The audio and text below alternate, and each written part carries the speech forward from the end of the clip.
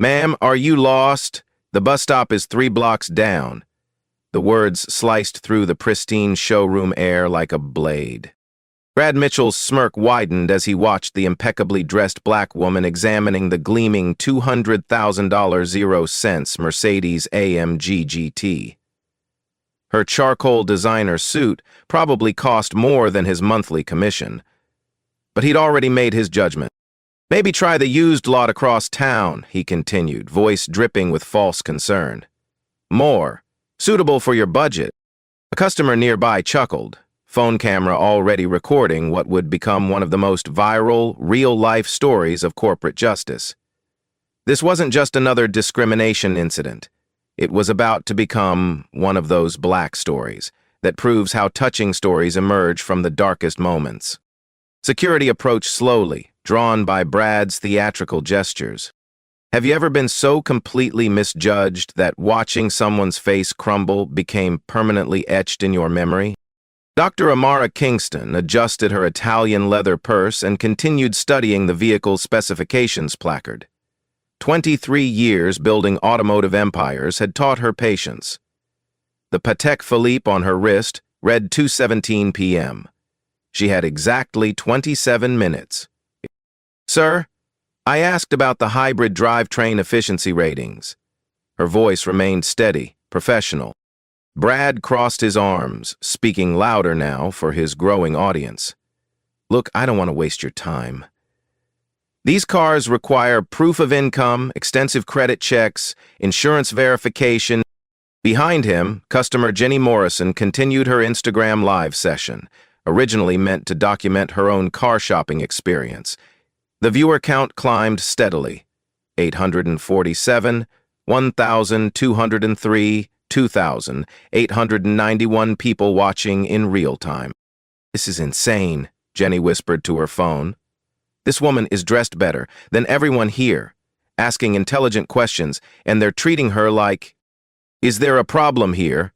Manager Jerry Hoffman materialized beside Brad, his tone suggesting Amara was the source of any disturbance. The showroom's atmosphere shifted. Other customers abandoned their conversations, gravitating toward the spectacle. Phones emerged from pockets like weapons drawn for battle. No problem, Amara replied.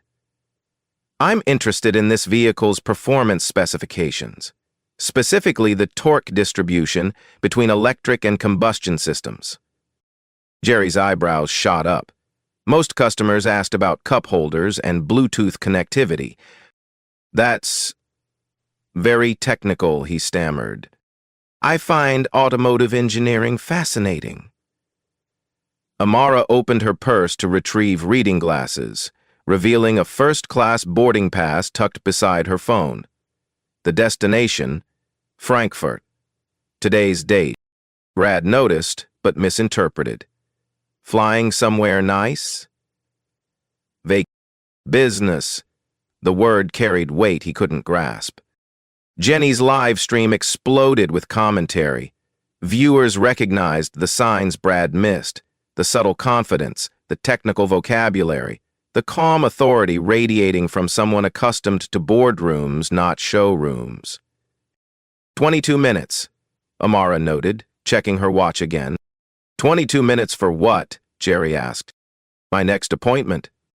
Security guard Mike Rodriguez hovered nearby, radio crackling with updates from the corporate office. Something about elevated social media activity and brand monitoring alerts. Brad's confidence wavered slightly.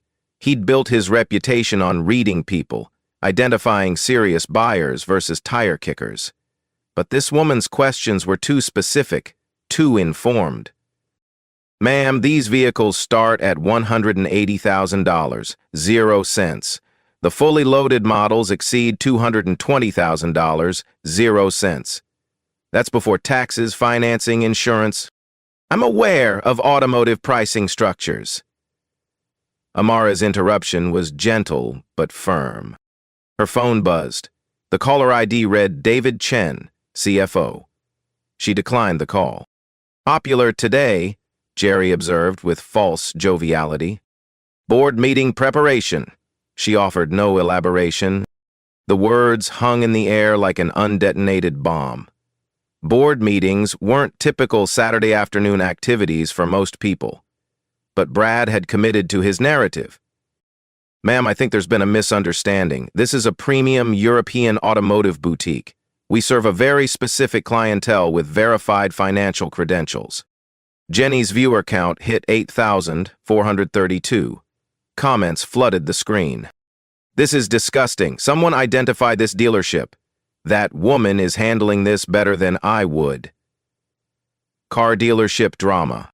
Amara examined the vehicle's interior, running her fingers along the carbon fiber trim.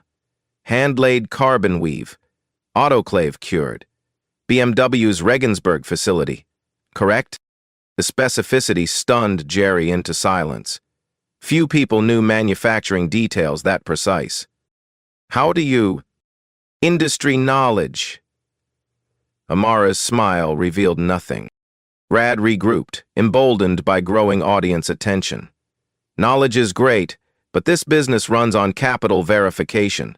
We can't have people wasting our time with fantasy shopping. Fantasy? The word seemed to amuse her. 18 minutes, she noted. The European sales consultant, Klaus Weber, approached hesitantly. He'd been observing from across the showroom, increasingly uncomfortable with the interaction's tenor. Entschuldigen Sie, sprechen Sie Deutsch? He asked tentatively. Fließend. Ich habe 5 Jahre in München gearbeitet. Amara replied without hesitation, her German flawless and accent-free. Klaus's jaw dropped. Brad stared blankly, understanding neither the question nor response. You worked in Munich? Klaus switched to English, his voice respectful. BMW headquarters, Strategic Partnerships Division. She paused. Wonderful city. The revelation hit Klaus like lightning. BMW's Strategic Partnerships Division dealt with automotive suppliers, manufacturing contracts, and corporate acquisitions. Only senior executives worked there. Jenny's live stream viewer count surged past 15,000. The comments shifted from outrage to anticipation. Something big is happening here. This woman knows way too much. Plot twist incoming. Brad, oblivious to the undercurrents, pressed forward. Ma'am? I'm going to have to ask you to either provide financial documentation or consider other options more suited to your situation. My situation? Amara's voice remained calm, but something steel-like entered her tone. 14 minutes. Jerry's radio crackled again. This time, the voice was urgent. Code yellow. Corporate monitoring social media incident. Advise immediate de-escalation. He glanced at the growing crowd, the phones recording, the tension building like storm pressure. Perhaps we could discuss this privately, he suggested. No need for privacy. Amara's response was firm. Transparency serves everyone's interests. Her phone rang again, same caller. This time, she answered. David, I'm still at the dealership. Execute preliminary research on acquisition target Alpha 7. Full financial analysis. Yes, I'll call you back. She hung up, noticed everyone staring. Sorry. Business never stops. Brad's confidence finally cracked. Acquisition targets weren't typical consumer terminology. What kind of business are you in? He asked. Amara smiled. Automotive. General Manager Susan Torres received the emergency call while reviewing quarterly performance reports in her corner office. Her assistant's voice trembled with barely controlled panic.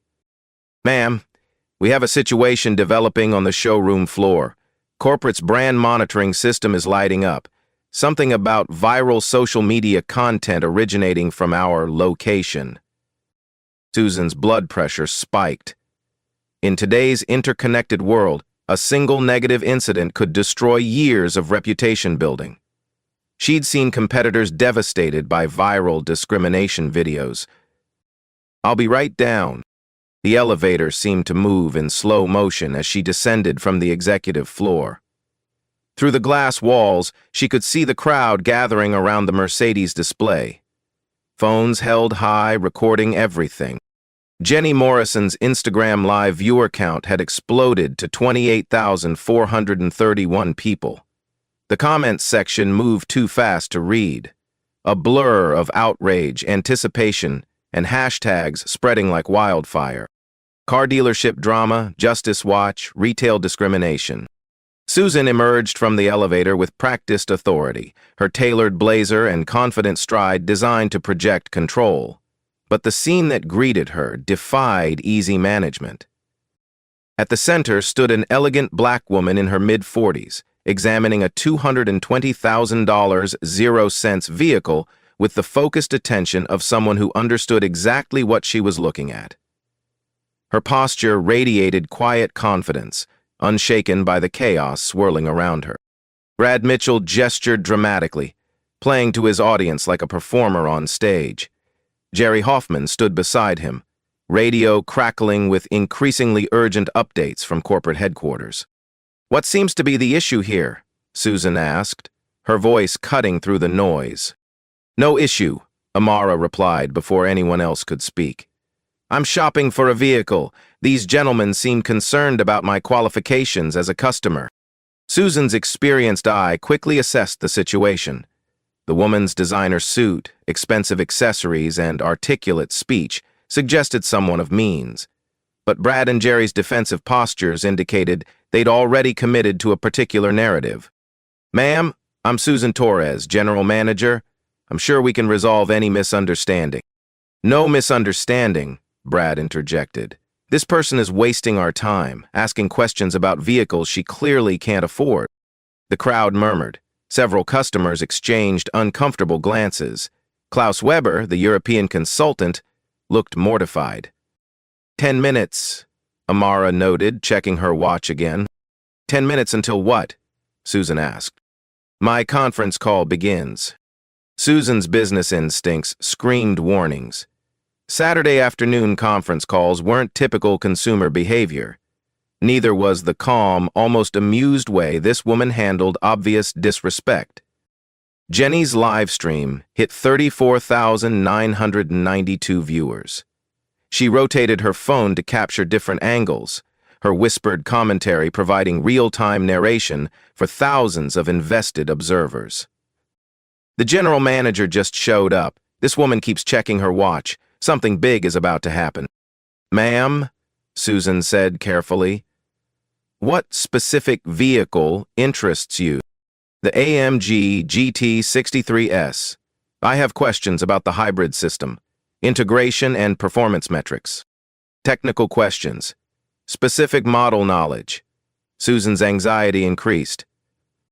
"Those are very sophisticated vehicles," she replied diplomatically. "I'm aware. That's why I'm asking sophisticated questions." Brad laughed mockingly. Sophisticated questions from someone who probably takes the bus to work. The crowd's energy shifted. What had been curious observation became uncomfortable tension. Several customers looked away, embarrassed by association. Amara's phone buzzed with a text message. She glanced at the screen, smiled slightly, then looked directly at Susan. "Ms. Torres, I understand your employees' concerns about customer qualification. Perhaps we could discuss this more privately." "Actually," Brad interrupted, "I think everyone here deserves to understand what's happening. This is a premium establishment, not a public showroom for window shopping." The words hung in the air like a challenge. Jenny's viewer count surged past 42,000. Comments flooded in faster than the app could display them. Susan felt control slipping away. Every instinct told her to de-escalate immediately, but Brad's public stance made retreat difficult without appearing to contradict her own employee. "Sir," she addressed Brad carefully, "perhaps we should—" "6 minutes, Amara announced. Her phone rang. This time, the caller ID read simply, "Bo." She answered immediately. "Yes, I understand. The acquisition parameters are acceptable. Proceed with Phase 1 due diligence. I'll join the call shortly." She hung up, studied the faces around her with new intensity. Phase 1 due diligence? Susan repeated weakly. Business terminology. Amara's explanation offered no comfort. Security guard Mike Rodriguez approached Susan, speaking quietly but urgently. Ma'am, corporate's calling every 5 minutes. Social media monitoring shows this incident trending nationally. They want immediate resolution. Susan's worst fears materialized. National attention meant corporate intervention, which meant her regional management position faced scrutiny. Ma'am, she addressed Amara with forced professionalism, I apologize for any inconvenience. Perhaps we could start over? No need to start over. Amara's response was matter-of-fact. I asked specific questions about a specific vehicle. Your staff made assumptions about my qualifications. Those assumptions appeared to be driving their responses. Assumptions, Jerry finally spoke. We follow standard protocols for customer qualification. Standard protocols? Amara's eyebrow arched slightly. Interesting phrase. Klaus Weber could no longer remain silent. Entschuldigung, who, but this lady clearly understands automotive engineering. Her questions are quite sophisticated. Brad whirled on him. Don't encourage this circus. Circus? Amara repeated. Mr. Mitchell, Brad Mitchell, Senior Sales Associate.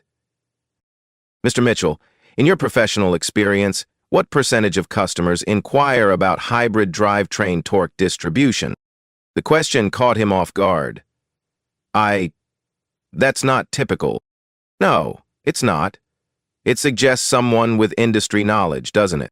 Susan felt the conversation spiraling beyond her control. Corporate guidelines were clear. Avoid discrimination, de-escalate conflicts, protect brand reputation. But Brad's public stance had created a point of no return. 3 minutes, Amara noted. Her phone displayed 17 missed calls from various numbers. She scrolled through them.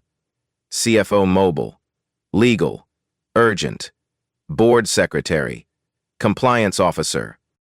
The sheer volume of missed calls from corporate-sounding contacts didn't escape Susan's notice. Ma'am, you seem to be quite busy today, she observed.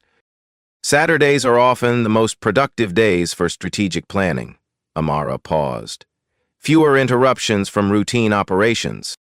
Strategic planning. Corporate terminology again.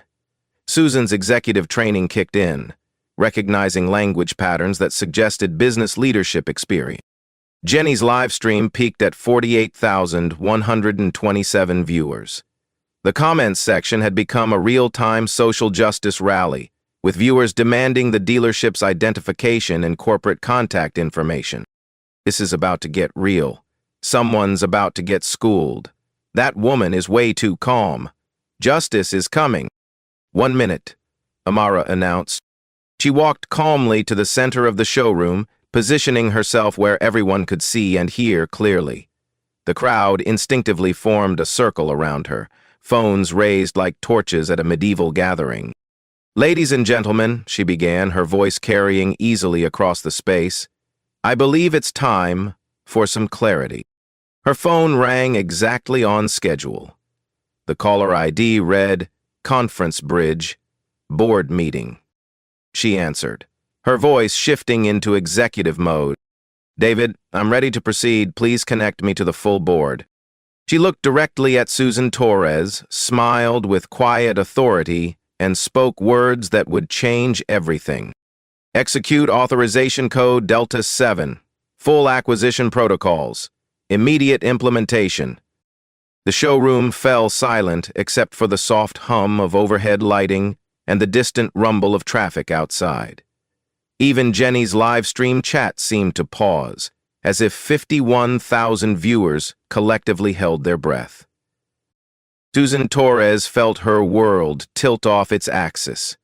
Acquisition protocols weren't customer terminology. They were corporate executive language, spoken by people who bought companies, not cars. David, confirm the preliminary financial analysis is complete.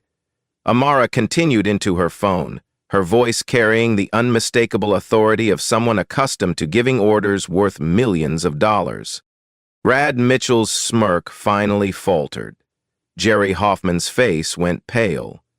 The crowd of customers and staff stood frozen, suddenly aware they were witnessing something far beyond a simple shopping dispute. "Yes, I'm still at the target location," Amara said, her eyes scanning the faces around her. "The cultural assessment is quite revealing. Proceed with Phase 2. She hung up, slipped the phone into her purse, and looked directly at Susan Torres. "Miss Torres, I believe we need to have a conversation." Yes, of course." Susan's voice cracked slightly. "Perhaps we could speak privately?" "Privacy won't be necessary." Amara's tone remained calm, almost gentle. "Transparency serves everyone's interests. As I mentioned earlier." Klaus Weber stepped forward, his European sensibilities finally overriding his professional discretion. "Entschuldigen Sie, may I ask your name?" "Dr. Amara Kingston, CEO, Kingston Automotive Holdings." The name hit Klaus like a physical blow. He stumbled backward, his face cycling through disbelief, recognition, and horror. "Mein Gott," he whispered. Brad looked around frantically. "What? What's Kingston Automotive Holdings?" "Never heard of it." Klaus found his voice. They own the financing company for 60% of our inventory. They hold major stakes in BMW, Mercedes' parent company, and..." He swallowed hard. "They control the supply chain for most European luxury automotive manufacturers." The revelation rippled through the crowd like a shockwave.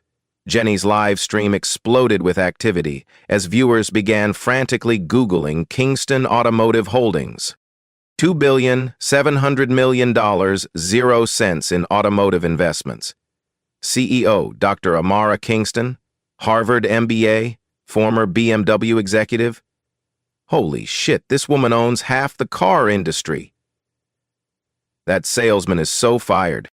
Susan Torres felt her knees go weak. She'd spent 15 years climbing the corporate ladder, building relationships, protecting her reputation. Now, she stood face to face with someone who could end her career with a single phone call. "Dr. Kingston," she began, her voice barely above a whisper, "I had no idea." "Of course you didn't." Amara's interruption was matter-of-fact. That was rather the point. Brad, still struggling to process the information, made one last desperate attempt to save face. "Look, I don't care who you claim to be. You came in here acting suspicious, asking weird questions." "Mr. Mitchell?" Amara's voice carried new authority. "In the past 27 minutes, you've made numerous assumptions about my financial capacity, my intelligence, and my right to be treated with basic respect. Would you like to know what those assumptions cost?" She retrieved a tablet from her purse, swiped through several screens, and turned it toward the crowd. "This dealership generates approximately $47 million, 0 cents annually. Kingston Holdings controls the financing for 67% of your inventory through our subsidiary, Atlantic Automotive Credit. Our convertible bonds in your parent company, Europa Auto Group, total $340 million, 0 cents, exercisable at our discretion." The numbers hung in the air like indictments. Susan Torres calculated quickly. Losing Kingston's financing would cripple their operations within 60 days. "But more interesting," Amara continued, "is the social media impact of this interaction. Miss Morrison's live stream has reached 53,000 viewers. The hashtag car dealership drama is trending in 12 major markets. Europa Auto Group's stock price has declined 2.8% in the past 30 minutes.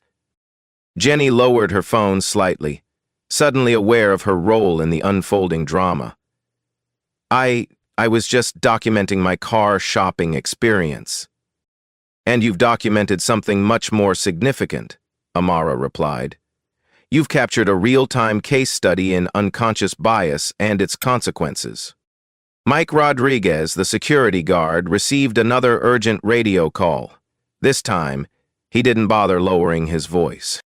10:17 a.m. en route. We have corporate executives en route. ETA 15 minutes. Prepare for immediate crisis management protocols. The words confirmed everyone's growing realization. This was no longer a customer service issue. It had become a corporate crisis, requiring executive intervention. Brad's bravado finally crumbled completely. I didn't know. How was I supposed to know?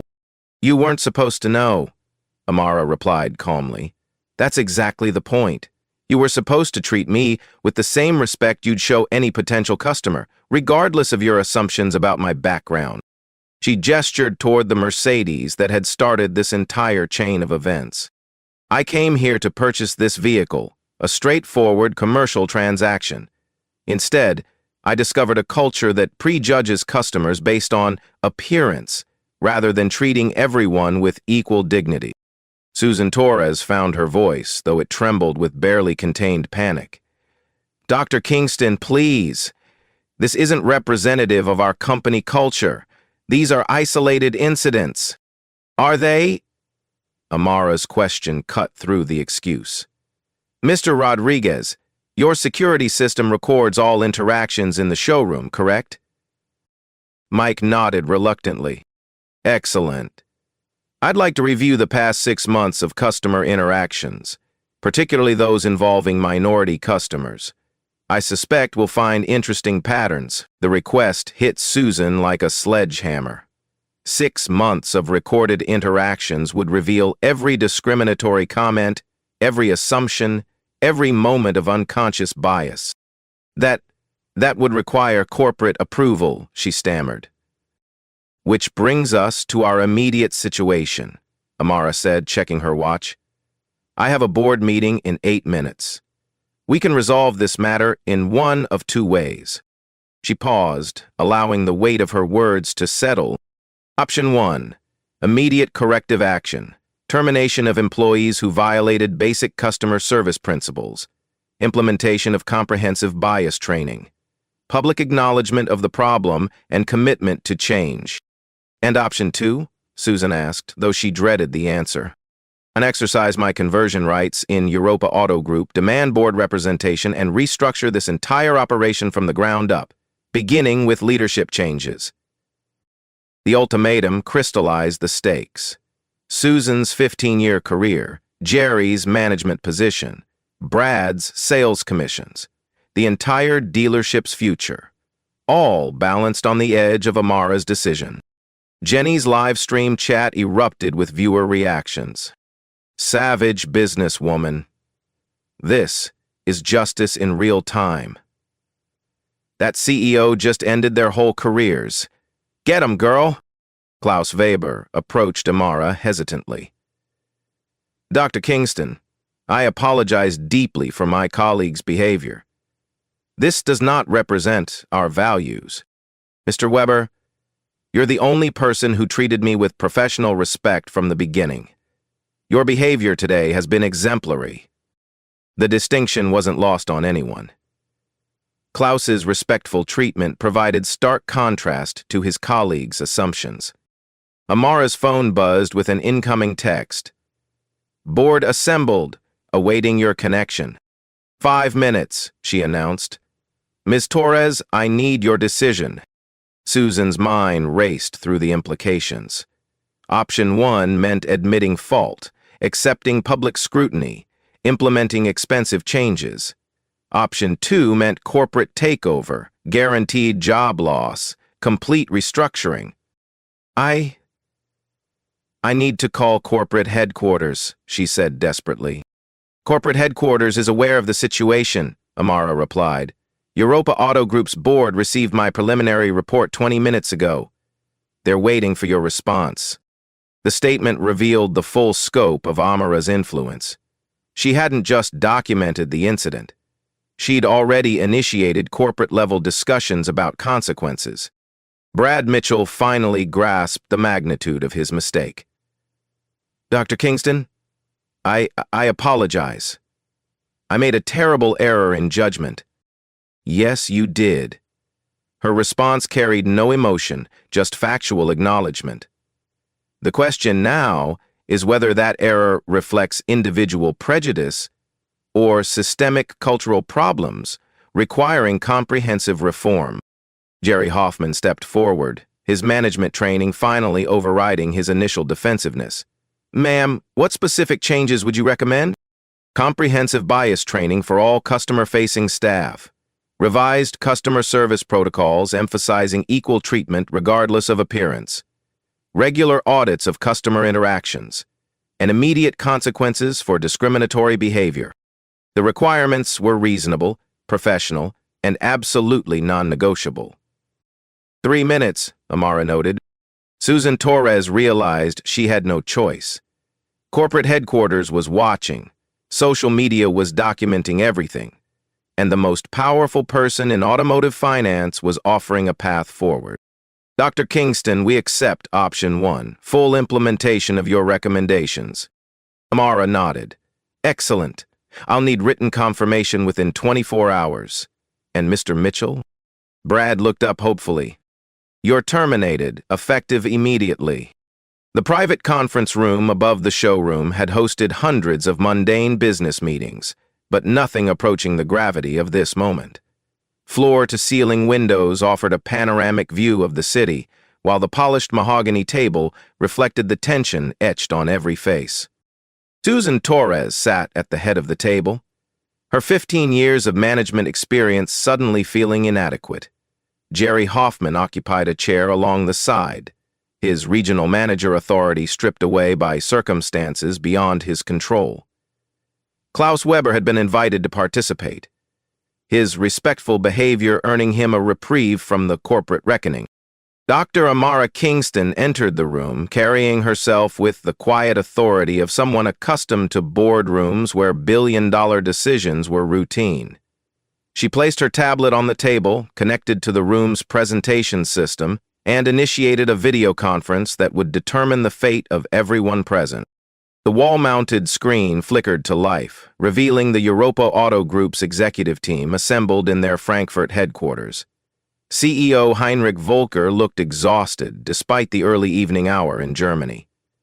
Chief Legal Officer Margaret Chen appeared grim, her laptop displaying real-time social media analytics.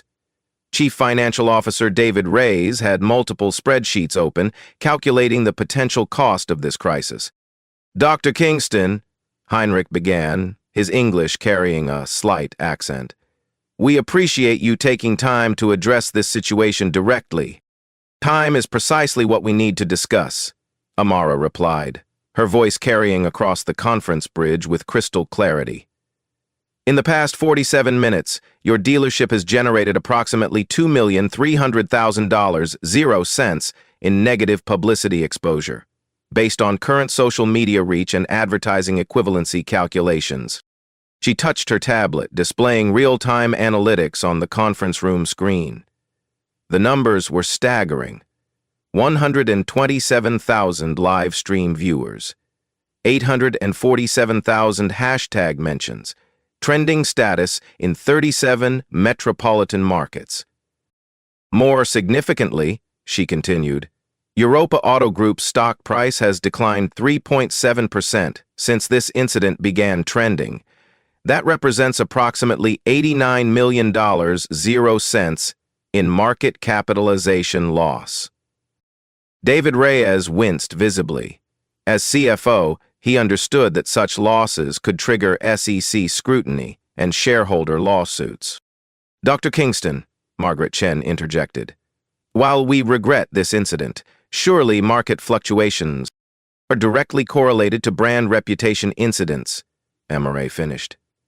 I have Goldman Sachs analysis showing that automotive sector discrimination controversies typically result in 4 to 7% stock price declines, sustained over 6 to 8 weeks. She paused, allowing the implications to sink in. However, rapid corrective action can limit damage to 1–2% temporary decline, with full recovery within 2 weeks. Heinrich leaned forward. What specific corrective actions do you recommend? Amara touched her tablet again, displaying a comprehensive reform proposal. Immediate termination of Brad Mitchell for discriminatory customer treatment, suspension and mandatory bias training for Jerry Hoffman, implementation of company-wide customer service protocols emphasizing equal treatment, quarterly diversity audits across all dealership locations, and $50,000, 0 cents, contribution to minority business development programs. The requirements were specific, measurable, and designed to demonstrate genuine commitment to change rather than superficial damage control. Susan Torres found her voice. Dr. Kingston, these changes would cost approximately $200,000, 0 cents annually in training and monitoring expenses. Ms. Torres, your dealership generates $47 million, 0 cents annually. $200,000 represents 0.4% of gross revenue. By contrast, sustained reputation damage could reduce sales by 15–20%, costing approximately $9 million, 0 cents annually. The mathematics were irrefutable. Corrective action cost significantly less than continued controversy. But there's a larger issue, Amara continued, her tone growing more serious.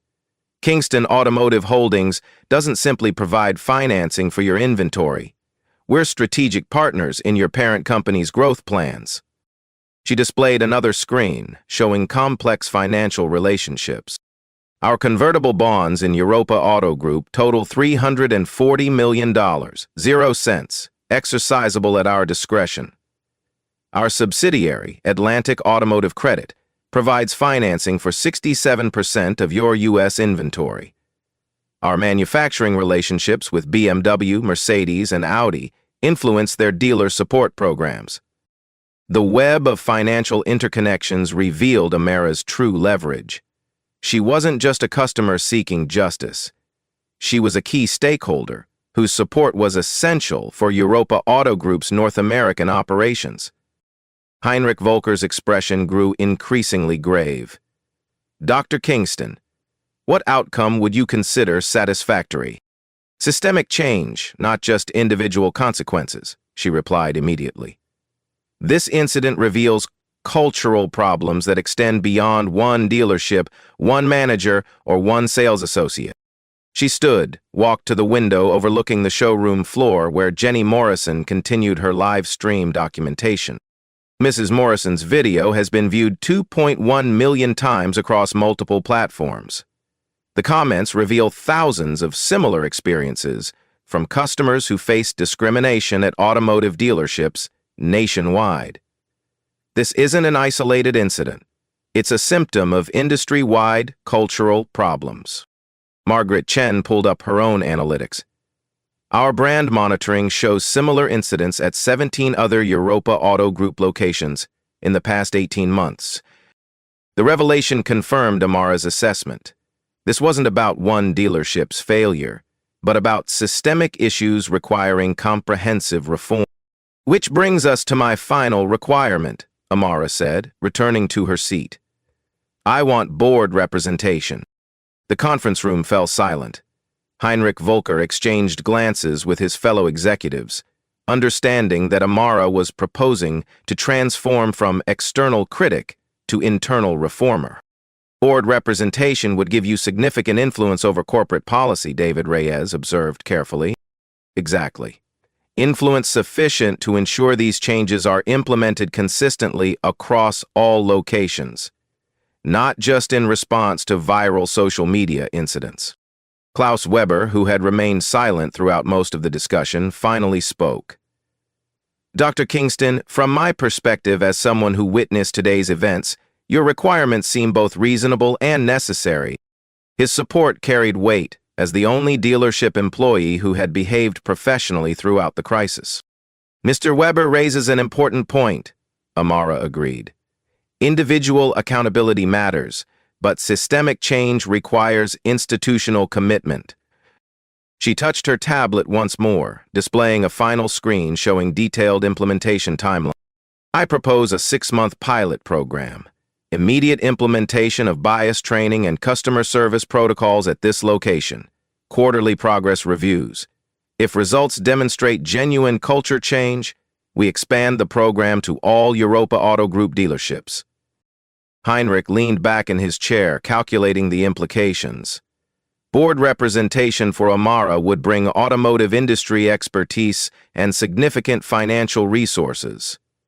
But it would also mean ongoing scrutiny and accountability for diversity initiatives. "And if we decline your proposal?" he asked.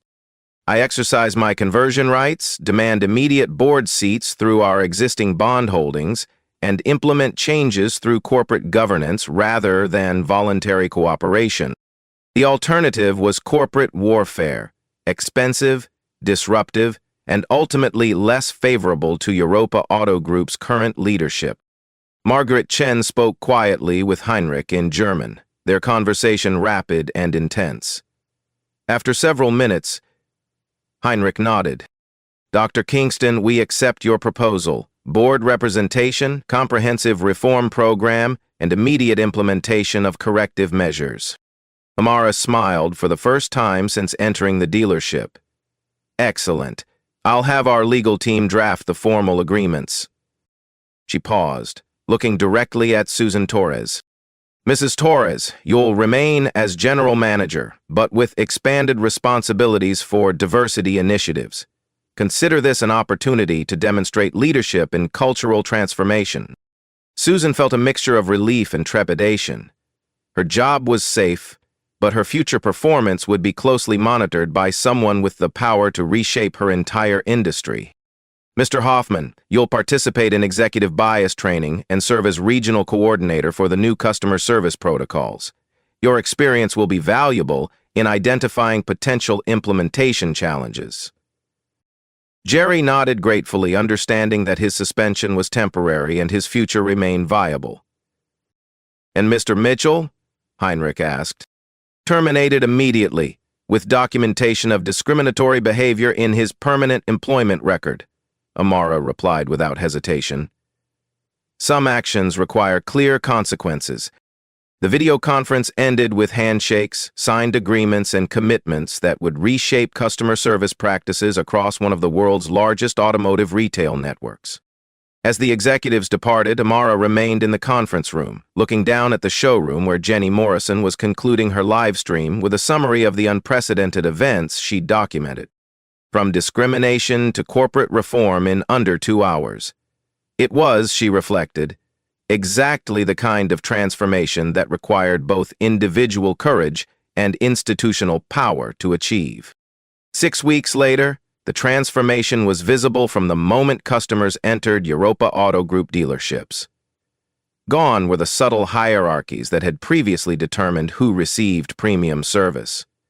In their place stood a systematically redesigned customer experience that treated every visitor as a valued potential client.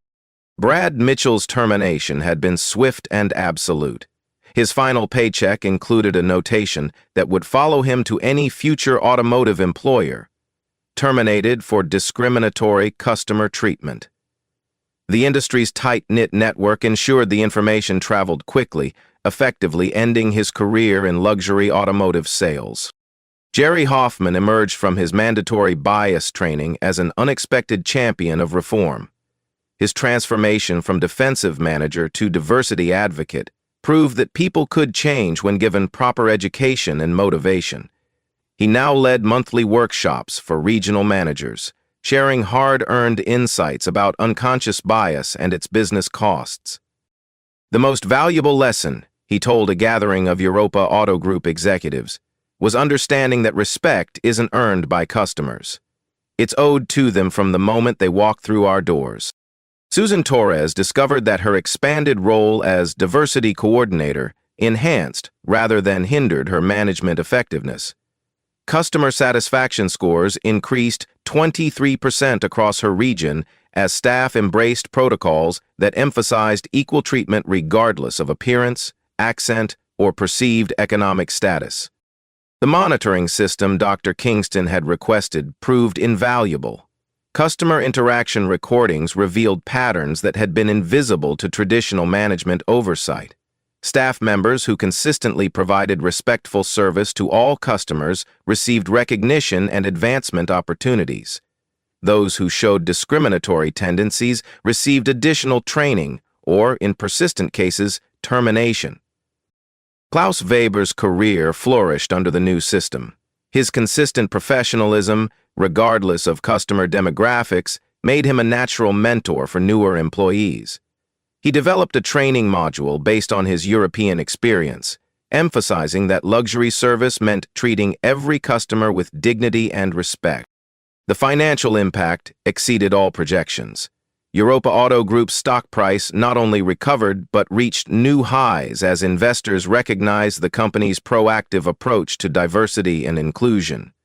The reforms attracted positive media coverage, customer loyalty, and top-tier talent who wanted to work for an organization with demonstrated values. Dr. Kingston's board appointment brought immediate credibility to Europa Auto Group's transformation efforts. Her quarterly presentations to shareholders included detailed metrics showing the correlation between respectful customer service and increased sales performance. "Dignity drives dollars" became her signature phrase, supported by data showing that dealerships with the highest customer satisfaction scores, regardless of demographic mix, consistently outperformed locations that relied on traditional qualifying approaches. The $50,000 0-cent contribution to minority business development programs generated unexpected returns. Several program participants became Europa Auto Group customers, bringing friends and family members who had previously avoided luxury automotive dealerships due to past negative experiences. Jenny Morrison's live stream had become a case study in business schools across the country. Her accidental documentation of discrimination and subsequent corporate transformation illustrated how social media accountability could drive positive institutional change. "I just wanted to buy a car," she reflected in follow-up interviews. "I never imagined I'd document a complete corporate culture transformation." The ripple effects extended throughout the automotive industry. Competing dealerships, aware of Europa Auto Group's improved performance metrics, began implementing similar customer service protocols. What started as crisis management became competitive advantage, then industry standard. Most significantly, the changes proved sustainable. Monthly audits showed consistent improvement in customer satisfaction across all demographic categories. Staff turnover decreased as employees appreciated working in an environment that valued professionalism over prejudice. The Mercedes-AMG GT63S that had sparked the entire controversy was eventually purchased by Dr. Kingston, delivered with full ceremony by Klaus Weber. The transaction was professional, respectful, and utterly routine, exactly as it should have been from the beginning. 3 months after that transformative Saturday afternoon, Europa Auto Group had become an industry leader in customer service excellence. The changes initiated by Dr. Amara Kingston's unwavering response to discrimination had created a template for corporate accountability that extended far beyond automotive retail. The personal cost of prejudice became clear through Brad Mitchell's trajectory. Unable to secure employment at any major automotive dealership, he eventually found work selling used cars at a small independent lot. His income dropped by 70%, his reputation was permanently damaged, and his career in luxury automotive sales ended completely. Jerry Hoffman's transformation proved more inspiring. His leadership and diversity training programs earned him promotion to Regional Operations Director, with responsibility for implementing customer service excellence across 12 dealership locations. His personal journey from defensive manager to diversity champion demonstrated that accountability could lead to growth rather than punishment. Susan Torres thrived in her expanded role, eventually earning promotion to Corporate Vice President of Customer Experience. Her success illustrated how crisis could become opportunity for leaders willing to embrace change rather than resist it. Klaus Weber was promoted to sales manager, his respectful professionalism serving as the gold standard for customer interactions. His European perspective on luxury service, focused on dignity rather than discrimination, became the foundation for company-wide training programs. Dr. Kingston's board position allowed her to drive systemic changes across Europa Auto Group's 200-plus dealership locations. Customer satisfaction scores increased 31% company-widely, while sales performance reached record levels, as word-of-mouth recommendations replaced the anxiety many customers had previously felt when shopping for luxury vehicles. The broader impact resonated throughout American retail culture. The Kingston Standard became shorthand for customer service approaches that prioritized respect over assumptions. Business schools added her case study to their curricula, illustrating how individual courage combined with institutional power could drive meaningful social change. Jenny Morrison parlayed her accidental documentation into a career as a social justice advocate, using her platform to highlight discrimination in retail environments and celebrate businesses that demonstrated genuine commitment to equal treatment. The transformation proved that touching stories of justice don't require violence, public humiliation, or revenge fantasies. Real change comes from holding people accountable while providing pathways for growth and improvement. These are the real-life stories that matter most, not because they confirm our anger about discrimination, but because they demonstrate how Black stories of resilience can inspire systemic transformation. When courage meets preparation and authority, individual incidents become catalysts for institutional change. Dr. Kingston's approach showed that true power lies not in retaliation, but in using knowledge, influence, and strategic thinking to create lasting reform that benefits everyone. Have you witnessed similar injustices in retail environments? Share your experiences in the comments below. Your story might inspire someone else to stand up for respectful treatment. Subscribe for more life stories that prove dignity and preparation can triumph over prejudice. Share this video with someone who needs to see that justice is possible when we refuse to accept discrimination as normal. Together, we can make respectful customer service the standard, not the exception.